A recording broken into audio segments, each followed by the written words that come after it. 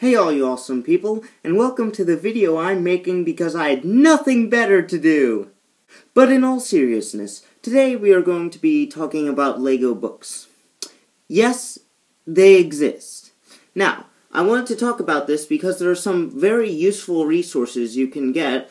A lot of them are available online, some you can find in stores. Regardless, everything I'm going to go over today is very useful and I highly recommend it if you have the money to get it. So, let's start with, the Lego Builder's Guide is probably my favorite and the most useful of any of them. Now, first of all, you'll notice it's a fairly thick book. That's because it is full of course I turned it to the page with none, but it's full of illustrations, so that takes up a lot of space. I've read through this at least once. It has tons of useful tips, not only for brick filming, but especially if you want to make your own custom models. The stuff you will be seeing in my Lego model showcase, a lot of that was inspired by this. And in the back, there's like a guide to what you can do with different pieces right there. So, I've used this a lot. It's a great reference, and yeah, I just highly recommend it. Also, don't do what I did. Get the one with colored pictures. Moving on. While it may be designed for 3-year-olds, that doesn't matter because we're playing with Legos. This is the Lego Ideas book. Now, while not particularly aimed for the adult builder and fan of Legos, it can give you some useful insights. And if you want to make a model but you just don't know what you want, you can just reference this, flip through a few pages until you find something. It's got very diverse things. Let me see. Like, look at that. Small spaceships. That's pretty specific, if you ask me. I do believe there are 500 ideas in this, so it's got a lot of stuff, and I'm sure that if you have writer's block, or whatever they call it with Legos, you flip through this, you'll be fine. I have not picked it up in a year. Now, this next one is slightly less useful. In fact, it's kind of useless, except for inspiration. Extreme Bricks. This is a compilation of the great Lego masterpieces and achievements of the last few decades. How long have Legos been around? 70s, I think. Regardless, there's a lot of cool stuff in here. No, Nintendo would get me on copyright claims. Oh well, look, it's Mario. Isn't that pretty cool? Oh well. Sue me, Nintendo. Sue me! Anyway, please don't. Like, there's just some crazy things in here.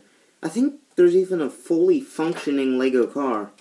Yeah, crazy stuff. It's a great read. I've read through this a few times. Like, look at that.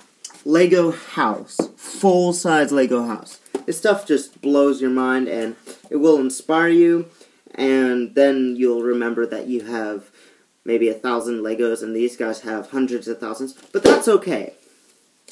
Now, turning to the funny side of things, I got this one just recently. It's very thin. It is Brickdiction, the 7-step guide to solving your addiction to Legos. And this thing makes a lot of funny references.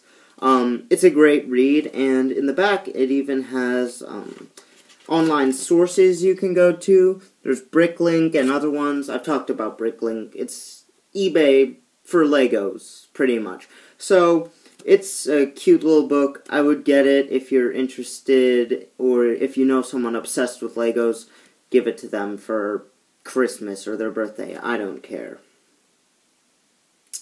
It has changed my life. Now, there is one last book in my son's space library, but you can't have it. Because it's a photo book that I made. Because in 2013, I went to New York City, and in addition to going to the Lego store and getting a crap ton of Legos, I also saw an exhibit by Lego sculptor Nathan Sawaya. And I took a ton of pictures with my mom's phone, not my iPod, because it, low battery, what can I say? Anyway, check some of this stuff out. He does a lot of recreations of old art. He did the Sphinx, he did a lot of crazy things, and there's one of his masterpieces.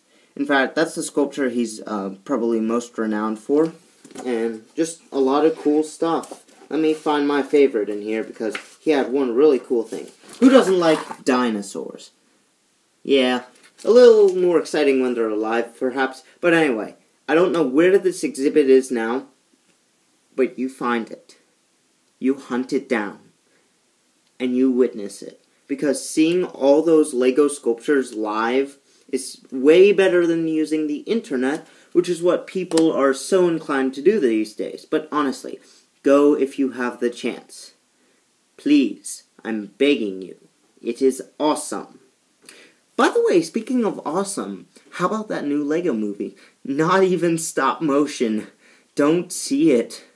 I'm just kidding, the Lego movie was pretty cool. So, with nothing else to see or read, thank you for watching. Don't forget to subscribe, share, and comment to help my channel grow. And enjoy this awful winter.